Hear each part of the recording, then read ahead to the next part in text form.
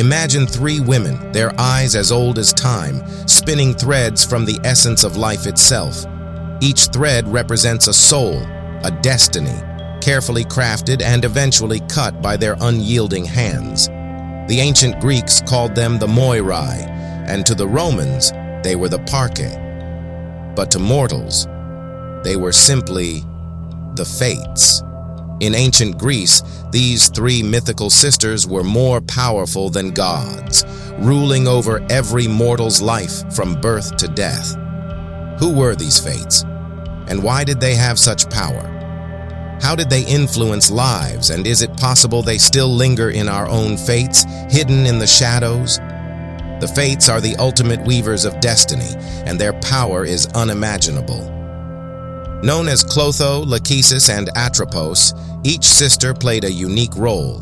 The first, Clotho, known as the spinner, began the process. She would spin a delicate thread at the birth of each person, crafting their very life force from nothing. Young and focused, she held the beginning of life in her hands. Then came Lachesis, the apportioner. She measured each thread, deciding the length of a life, its joys, its sorrows, its adventures. Lachesis was the balance, carefully determining how much time we would have under the sun. And finally, Atropos, the inevitable. She was the eldest, the most feared.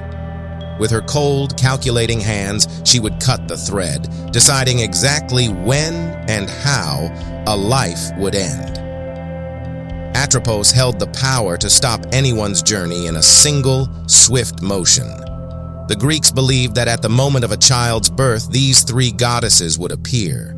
They'd spin, measure, and cut the threads of every mortal's life with a precision and detachment that chilled the soul.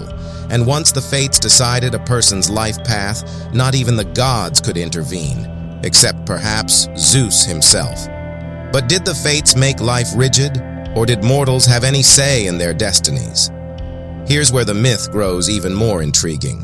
While the Fates held ultimate control, individuals still had choices. A man destined to be a warrior could still choose to rise early or sleep in, to fight or walk away. Even gods might try to nudge him one way or another, perhaps guiding or sabotaging his fate. But in the end, those threads spun by the Fates could never be entirely altered. For the Greeks, these sisters weren't warm, compassionate figures. The Fates were often depicted as cold, unmerciful beings, focused only on the threads of life before them. In Rome, they were even harsher, painted as figures of despair who denied mortals their dreams and desires. Yet in both cultures, they held a certain reverence. The Romans called them Nona, Decuma, and Morta, and saw them as distant, inevitable forces that no plea could sway. They were both the bringers of life and the harbingers of death. So, where did they come from? Ancient Greek poet Hesiod wrote that the Moirai were daughters of Zeus and Themis, the goddess of divine order. Others say they were children of Nyx, the goddess of night, or even of Ananke, the force of necessity itself. Whoever their parents may have been, one thing was certain. The Fates held a power beyond understanding, a force that even Zeus couldn't fully control. In the epic Iliad, Homer tells us how fate decided the outcome of wars and lives. For instance, the city of Troy was destined to fall, despite the Greeks' own fears and wishes to flee. The Fates saw to it that destiny marched forward, and in another tale, the goddess Hera tried to save Dido, the queen of Carthage. Dido was to die of heartbreak, yet Hera's intervention could not change her fate. The thread woven by Atropos was too short, her destiny set.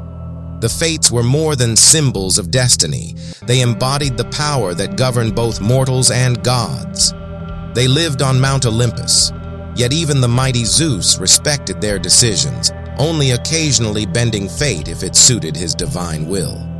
They were believed to be impartial and just, watching human lives play out without interference, but with a weighty finality. Interestingly, the concept of three goddesses controlling fate wasn't unique to Greece. Norse mythology had the Norns, the weird sisters who spun and decided destinies in much the same way. Celtic mythology introduced the Morrigan, a trio of war goddesses deciding the fates of warriors. Even the idea of a triple goddess, maiden, mother, and crone, might link back to an ancient moon goddess, representing the cyclical nature of birth, life, and death. In ancient Greece, people didn't just fear the fates, they worshipped them. Cities like Corinth, Sparta, and Thebes had sanctuaries dedicated to these sisters. Offerings were made during festivals, prayers whispered during harvests, all hoping to appease the powerful Moirai.